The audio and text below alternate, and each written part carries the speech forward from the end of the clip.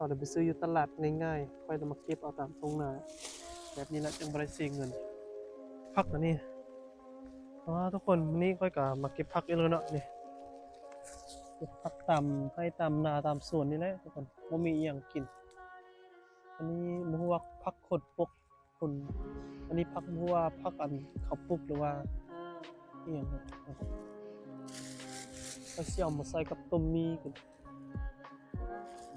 แซ่บๆกันไปลอกเก็บมาตามอันนี้นะบางทีอยู่แถวนั้นมีอีกอุ๊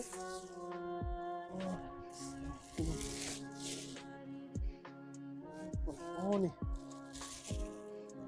แซ่บมือแหลงต้มใส่กับต้มมีแกบโคตรใครได้เคยกินผักอันนี้ไหมว่ามีแนวกินชีวิตค่อยนี่มันมาจากทางไก่พ่อแม่นะเป็นอย่างนี้เนาะก็อยากมีชีวิตดีๆคือเขาด้วยเนาะเราเดินไปซื้ออยู่ตลาดง่ายๆค่อยจะมาเก็บเอาตามตรงหน้าแบบนี้แหละจึงบ่ได้เสียเงินเก็บเงินเพื่อที่มือหาแม่เนาะวันนี้แม่ก็ยังเจ็บเข้าห้องหมอคนเหลือใจให้